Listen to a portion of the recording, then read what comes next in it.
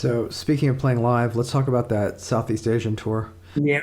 There aren't many bands who come through this part of the world, and especially on this podcast, I don't really get to talk to a lot of the people who did after the fact. Do you know what I mean? Like, there was a period in time when I was interviewing people in front of Rumapi, Oh, yeah.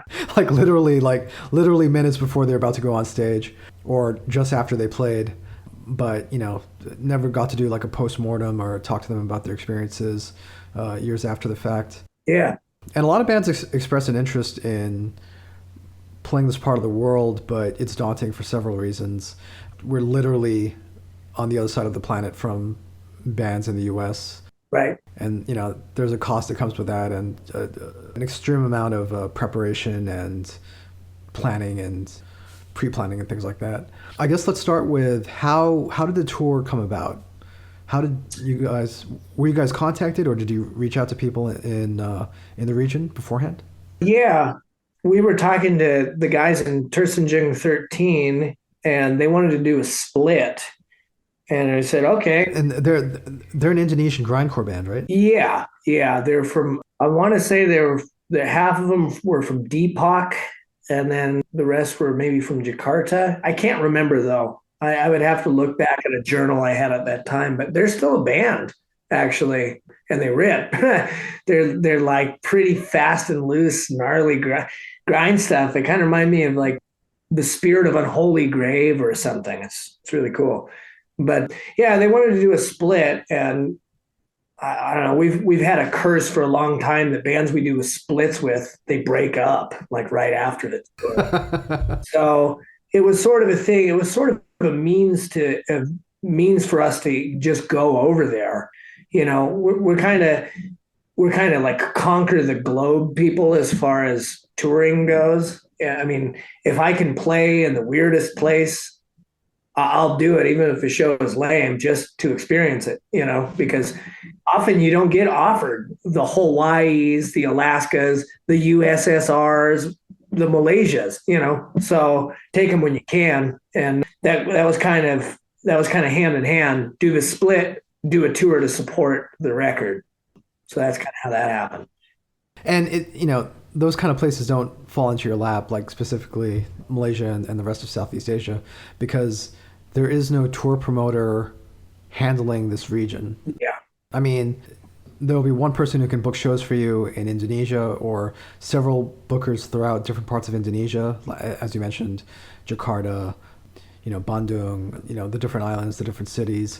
But then you'll have to find somebody else who can book a show for you in Singapore, Right. and then you'll have to find somebody who can book a show for you in Kuala Lumpur. Yeah. And I don't know if you guys played Japan or Australia on that leg. No, we didn't. We were going to play in Tokyo and it was all set up and it was going to rip. But so at that time, I'm going to walk it back a little bit. We did have two guitar players at that time when you saw us, but one of them couldn't make it because of school obligations at his college. He was finishing like a degree and he's going back and forth. I don't know if I have time to do it. And so what happened with Japan was he was going to meet us in Japan. We were going to do this gig and then, do Indonesia. But then last minute he backed out. So at that point, it kind of made it so that our Japan trip was just going to kind of be a layover on the way to Malaysia, because we had a show booked and then we didn't have a show book. And then when we decided, well, we're going to just do the whole tour as one guitar, we could have picked that show back up, but it was too soon to when the gig in Japan would have been. And I kicked myself about that because, oh gosh, I wanted to play Japan so bad. And we were there at just within the flying, we had a layover in Japan already. But yeah, next time. Well, the reason why I bring up Japan and Australia is a lot of the times what promoters in the region, meaning Southeast Asia, will do is they'll find a band that's playing Australia or Japan or somewhere nearby, or, sometimes Korea or Taiwan, someplace within Asia Pacific, and then reach out to them and say, hey, we can we can get you a gig in Singapore, we can get you a gig in Jakarta. Would you be interested? Yeah. And the reason why they do that is because it's cheaper to fly a band from, Japan to Kuala Lumpur than it would be to fly a band from Seattle to Kuala Lumpur. Sure, of course. And then I'm sure as you experienced on this very DIY tour, most of the guys that you or who book shows for you in the region are also in bands. Yeah. And so they have this network, this DIY network of places. I don't know if you guys played JB, but there's a place down there that does shows. I don't know if you guys went up to Penang in Malaysia, but there'll be someone from the scene up there who will either have a space similar to Rumapi or book a rehearsal studio or something like that. Yeah. Well, that's how we've always toured. I mean, we've never had a booker, we've never had like a agency or anything help us out. It's always just kind of, hey, we want to come to this town, and we actually hosted a show for a band from this town, so we'll see if they'll return the favor. Of course, in Asia, we'd never been there, and it's very unlikely that a band from that far away will come tour the States in a DIY capacity. But people were extremely generous to book us shows and stuff like that. It helps a lot that we were touring with bands from the area. That tour was kind of a mashup. It was we were touring with Tarsanjung 13. We toured with Busak from Indonesia. On that whole, we played pretty much west to east all of Java, and we did that with Crutches from Sweden. Oh yeah, yeah, it was awesome. Yeah. And then Apparatus played most of those shows, including the Ruma Api show, which was crazy because their drummer that they had the entire time through that whole tour, and he was stoked. He's like, yeah, I've never played this kind of music ever. I've never played punk. I think he was like a metal guy or something. He just decided, there was no problems that we knew of or anything. He just decided, I'm done playing. I'm just going to go home now. Like right before the Ruma Api show. I mean, the guys in the band go, I don't know what happened. Everything was great. And he just decided, I miss home. I'm going to go home. So he just took off, and they ended up playing, but it was just someone kind of filling in or something. But yeah, it was a crazy time. It was kind of convergence of, let's see, four bands that were touring, three of which were from the area. Apparatus is from Malaysia, but, two of the bands from Indonesia. So it made it easier to get gigs because they knew who to talk to, kind of. But, it was also surprising, and it shouldn't be. This is just my Western world ignorance, I guess. But we played in like Bandung, and they were saying that, shows can't happen in the city proper without serious risk because the military and stuff would come in and extort the gigs. So we ended up having a show in Bandung in this villa way up on a mountain. And if I remember correctly, it was like a Tuesday night or something. It was pissing rain. Yeah, as you know, it's monsoon season around that time. And we didn't know what to expect, but I didn't expect it to be much. And we got there, and there was probably 100 like mopeds and things there. People made the trek up on a work night to come see the gig. It was awesome. Yeah, it was a really good time.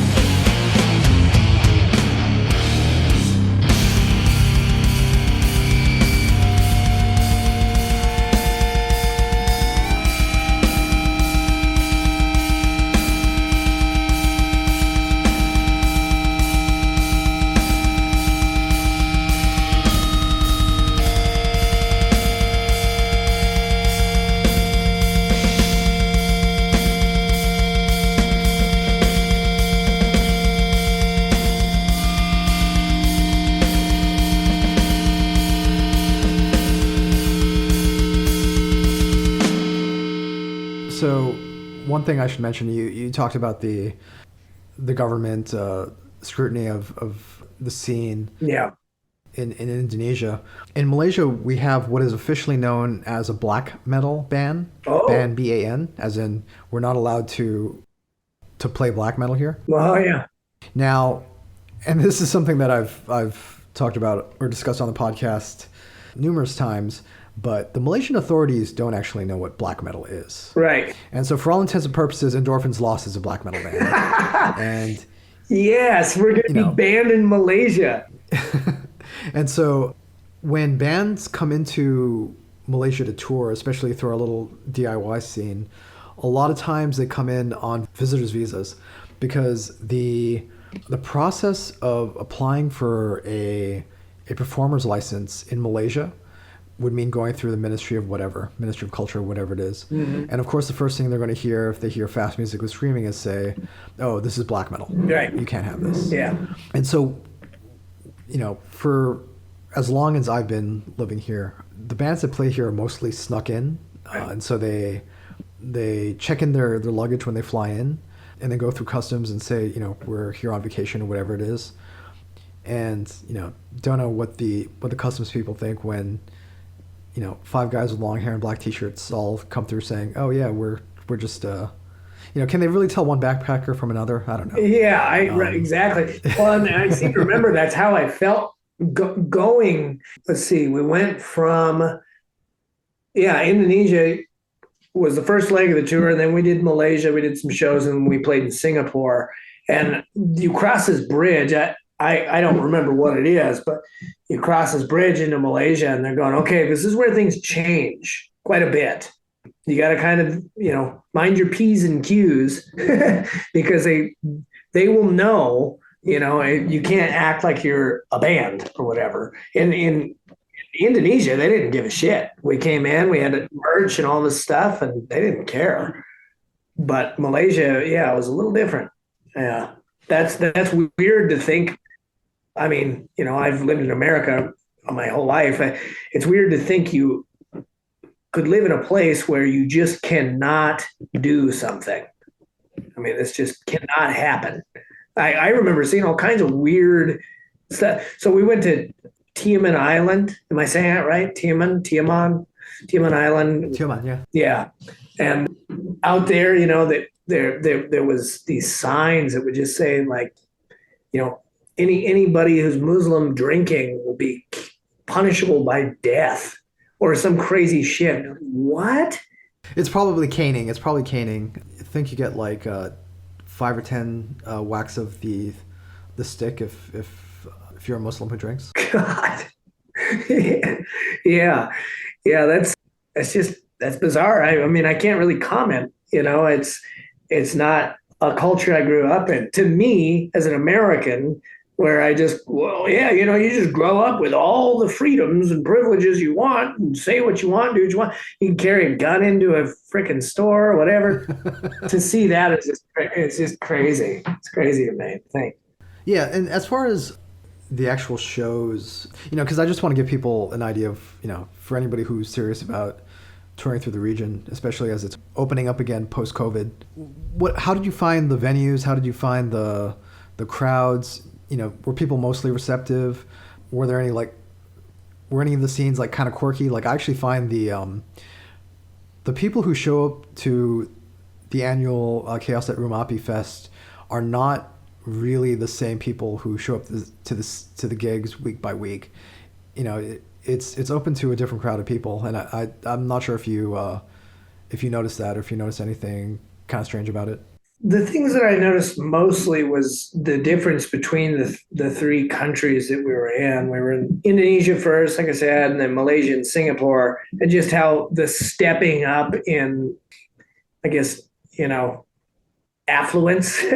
I mean, Indonesia is very much third world, In all of the time we were there, aside from the guys in crutches from Sweden, we didn't see any white people until we got to what is the tourist Bali. We played in Bali on Christmas Day, and there's New Zealanders and all these people vacationing, and of course you've got all these like American fast food restaurants and stuff. It's kind of humiliating, really. But yeah, You didn't walk into a Starbucks and feel at home? no, especially when that tour was bordering on 6 weeks. It was like 5.5 weeks long, and that entire time, when you start in the middle of villages where like a restaurant is, it's a walk and a tarp thrown over some tent poles, and literally a foot away is the freeway blasting by you.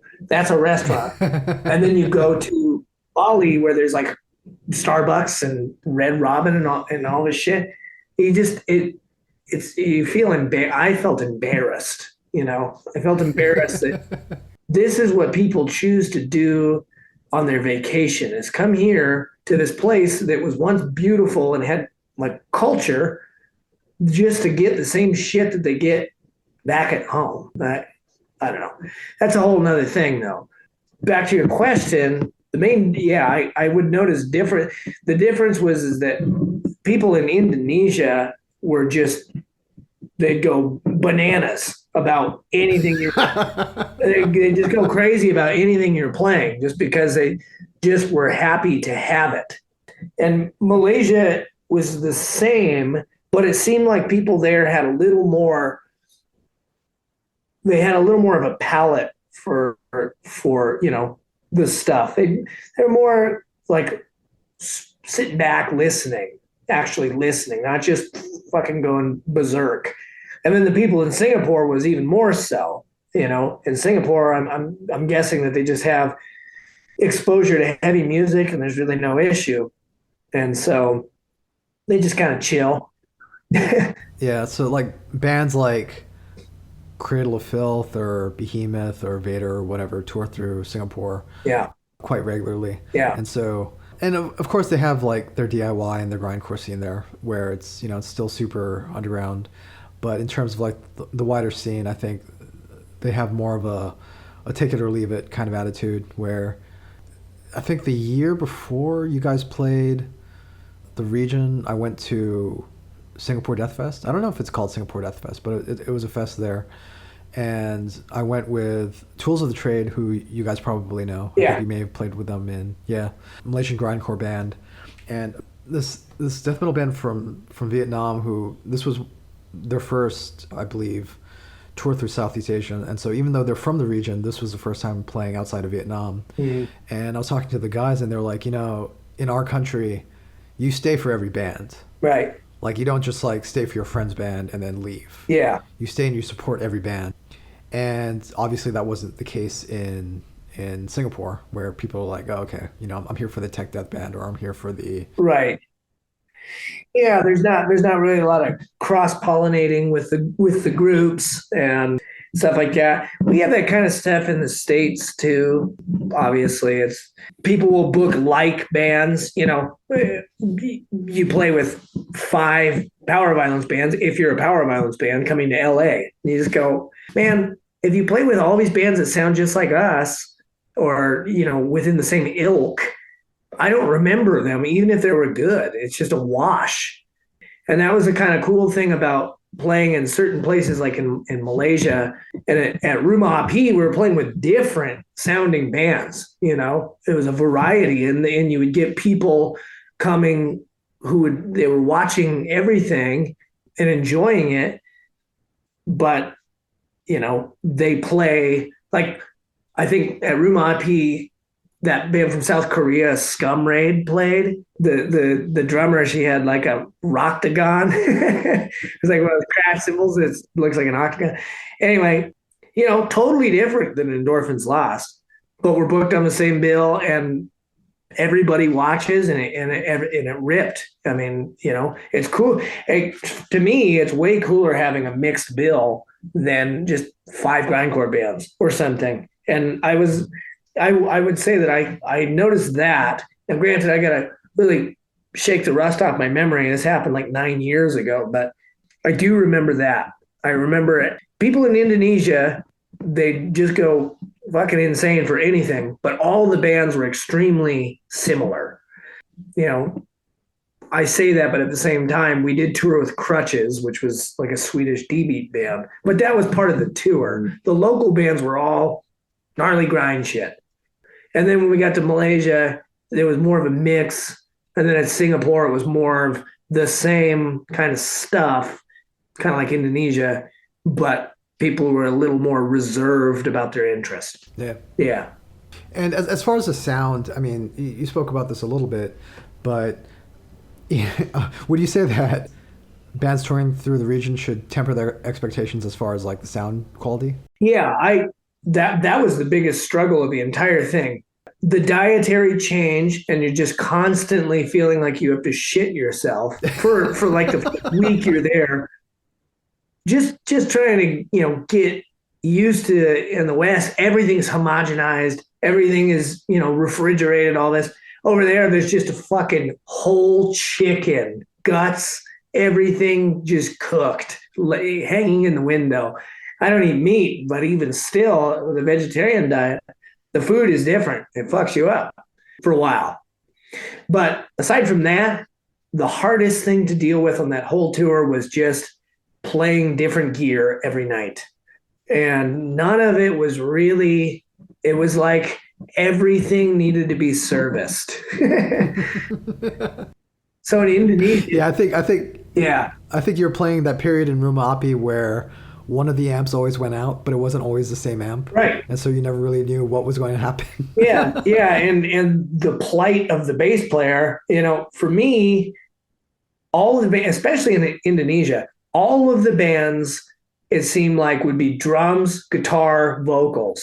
They didn't even have a bass player, so why would they invest in bass gear to be at the gig? So the guitar player, Chris is playing at a like pretty low end Marshall amps, but still he's got two Marshall amps, two half stacks on either side of the stage. And then I've got like a 210 bass combo, and one of the speakers is blown. And I got to make this work every night. It's just, well, whatever. You just got to rip it, do what you can. I remember one night, I can't remember what show it was, but it was in Indonesia. Our drummer was real tall at the time. And a lot of the stuff there, they don't make it for tall people. They make it for shorter people. So he's playing on his kit and his knees are up in his chest. And he's got, let's see, it was a crash stand, and it was like a broom handle, and then taped at like a 45-degree angle was a drumstick, and the cymbal sat on the drumstick. And that was it. That was a crash cymbal. Make it work. I don't know. It's a different type of thing. It's the same type of thing when you go to tour and deep into Mexico or something. You just work with what you got. You don't bitch about it. And it's kind of becomes part of the fun when you know that is to be expected. It's just going to be a surprise every night. But other than the sound issues and wanting to shit yourself for a week, would you say that you enjoyed the experience, or would you recommend that bands who want to come to the region make an attempt to do so? Yeah, we are looking at our calendar, trying to figure out when we can come back. I would recommend it to anybody. If you are a band that is serious, I would say don't go I wouldn't advise bands who have like total loadies, in the band, like where they just use the band as a vehicle for the party to go, because people love to party and you'll probably end up with a dead bandmate. But if you are in a band where, or at least a caned bandmate. Oh, right? that for sure. Absolutely. But yeah, if a band is looking to venture beyond the boring old United States or Europe, I would advise it to anybody. And it's a life experience, because aside from just playing music and being within the circle of people that are like-minded music people, just experiencing the culture. I mean, some of my favorite stuff was just driving at any given time, night, day, didn't matter, window totally open, because it's, I don't know, 105 degrees at night or whatever, and just experiencing the sound of the jungle. I mean, it is loud, just hissing and buzzing, and everything wants to kill you at all times. And it's just really humbling. It's really cool. It's things that I will remember for my whole life. I mean, I've done a lot of tours, and I've toured a lot of places in the world, but that's one of the major highlights for me and the guys that were in the band at the time, for sure. We would come back in a heartbeat.